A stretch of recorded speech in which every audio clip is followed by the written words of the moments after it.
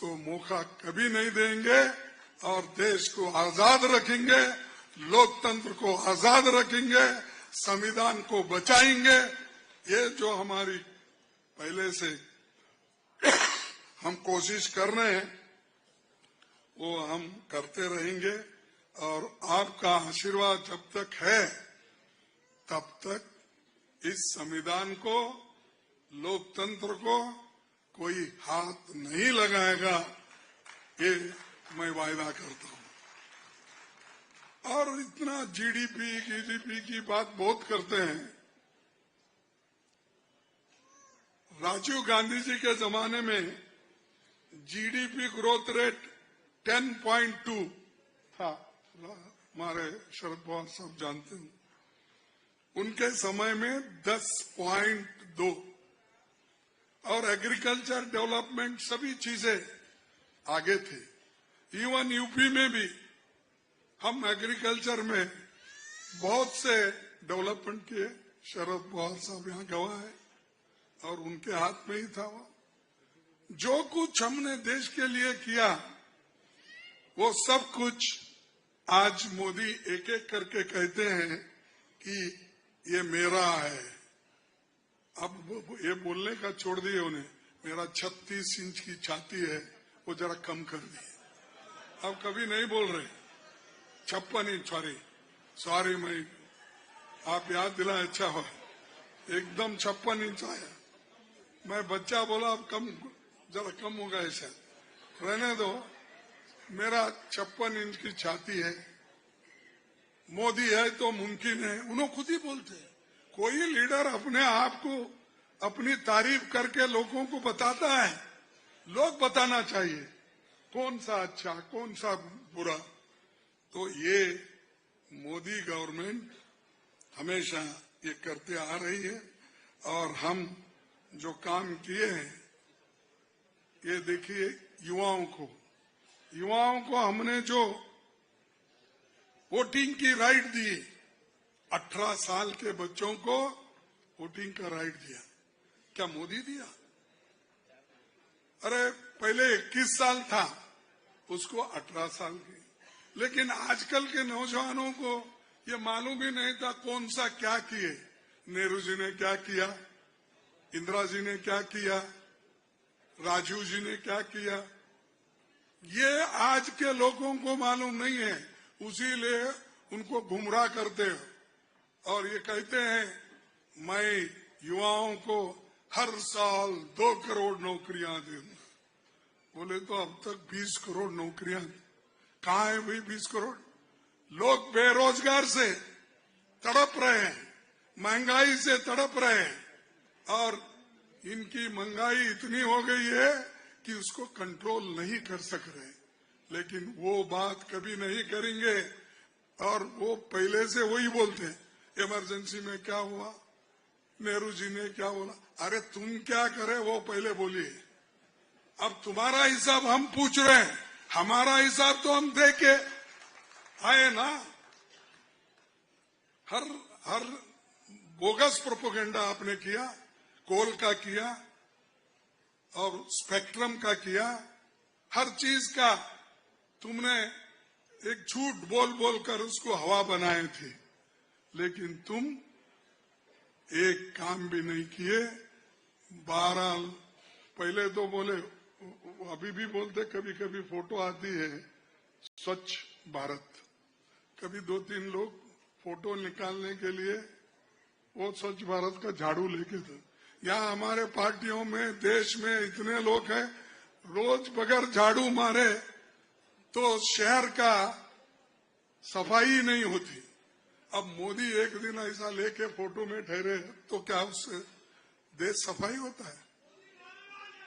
तो इसीलिए ऐसे लोगों से आपको दूर रहना है और हमारे महाराष्ट्र विकास आघाड़ी को सब लोग एकजुट होकर मजबूती के साथ इसको आगे लाना है और हमारी सरकार आए जैसा करने का काम आपका है।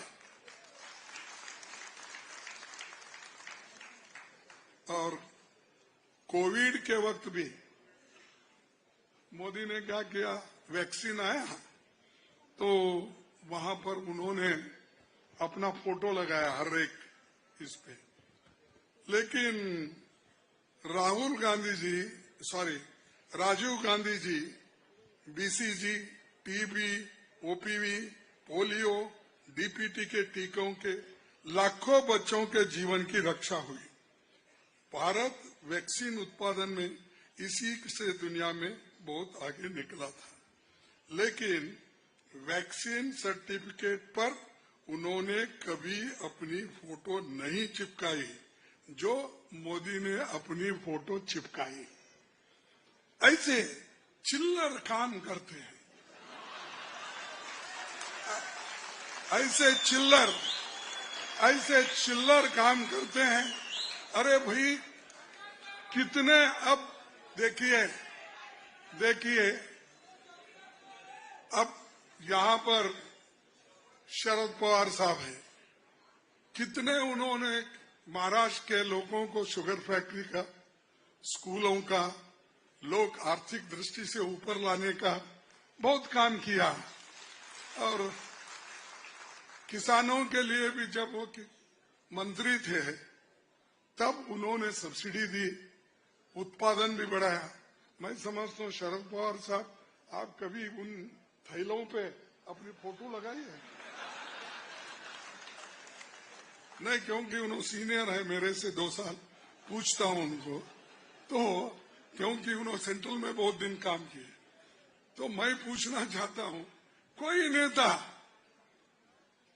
काम करता है सरकार का, अपनी फोटो लगाकर तमाशा नहीं करता, और ये तमाशा ये सरकार कर रही बीजेपी। और इसीलिए आप ऐसे बोगस सर्टिफिकेट देने वालों को और बोगस बातें बोलने वालों को दूर रखिए, क्योंकि वो शाम यहां घुस गया महाराष्ट्र में, और उससे अब सतर्क रहना चाहिए। अगर आप बोलेंगे भाई अगर चुप बैठो भाई, सुनने का सुनो ना। देखो, अगर आप बोलेंगे गलती से ये साफ है भाई, इसको नहीं छूना बोल के अगर मैं बोला, वो कैसा रहता देखेंगे बोल के पकड़ने गए तो आपको वो विष तुम्हारे शरीर में उतरेगा। नहीं, मैं जरा विष है भाई, इसको मत आप छुओ बोल के अगर मैंने कहा, नहीं मैं चारा चाट के देखता हूं, अगर आप बोलेंगे तो क्या हालत होगी तुम्हारी? वैसा ही बीजेपी एक विष है जैसा है, एक पॉइजन जैसा है। इसको चाट के देखने की जरूरत नहीं, इसको निकाल के फेंकने की जरूरत है।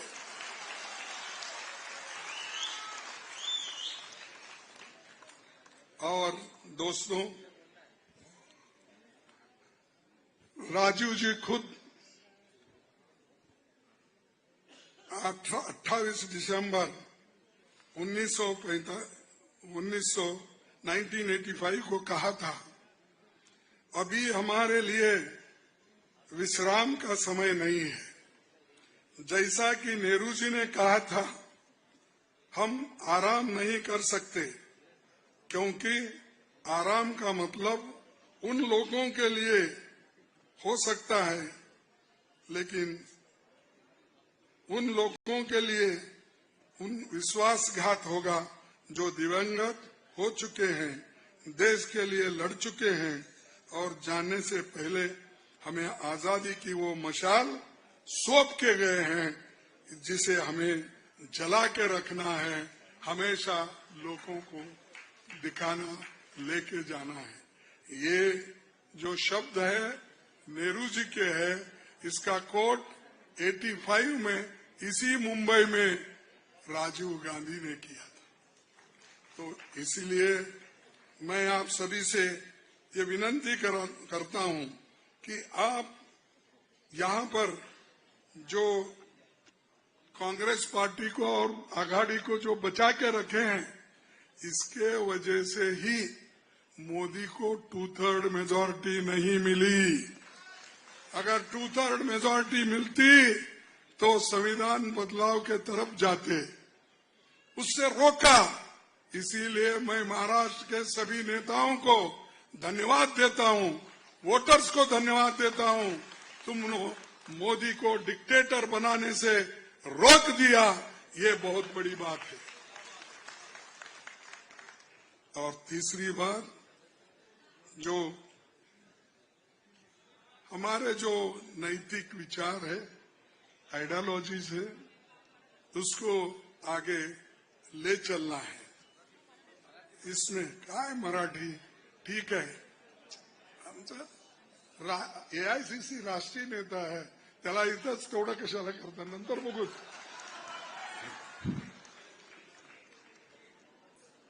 राज्यसभा में भी ये देखिए, आप समझेंगे, संविधान बचाने का मुद्दा अभी भी हमारे सबसे प्रमुख मुद्दा है।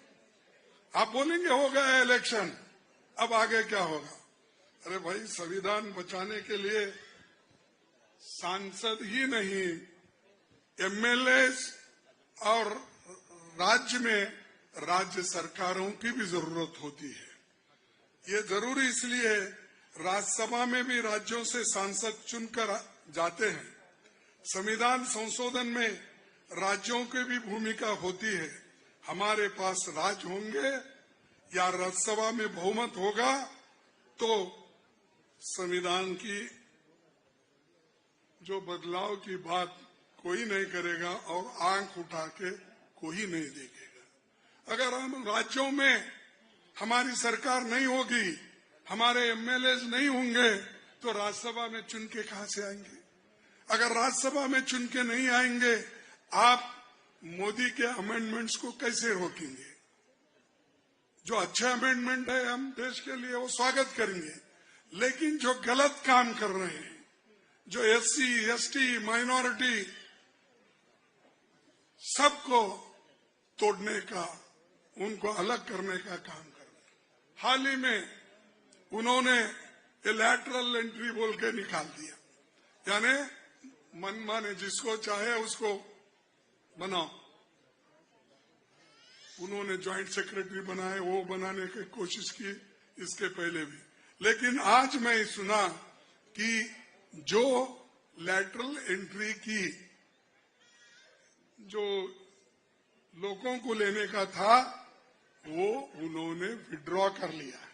ये विड्रॉ इसलिए हुआ कि आप मजबूत हैं, इसीलिए विड्रॉ हुआ।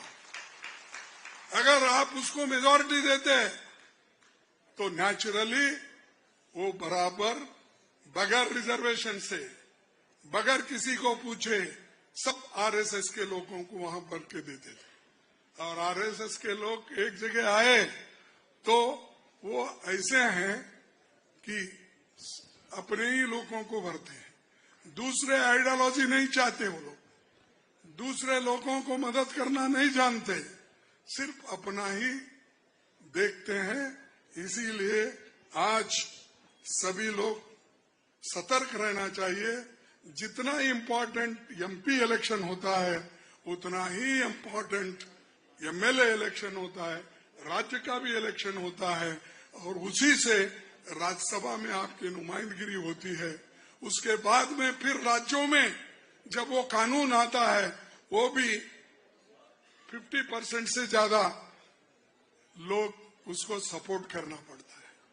तो इसीलिए आपको याद रखना पड़ेगा कि वोट डालते वक्त, राज्यों में भी वोट डालते वक्त, किस पार्टी को हम आगे लाना चाहिए और किस पार्टी इस देश की हिफाजत करती है, उधर हमको देखने की जरूरत है। और आरक्षण, महंगाई, बेरोजगारी, किसानों, मजदूरों और इनकी तो बदहाली उन्होंने की है, उधर देखते भी नहीं। उन्होंने सिर्फ देखते तो ही लोगों को। कौन? अदानी, अंबानी। अच्छा, वो दो ऐसे कितने हैं किसको मालूम? ये दो बाहर आए हैं। न्यूज नेशन अब व्हाट्सएप पर खबरों के ताजा अपडेट के लिए न्यूज नेशन के इस क्यूआर कोड को स्कैन करें।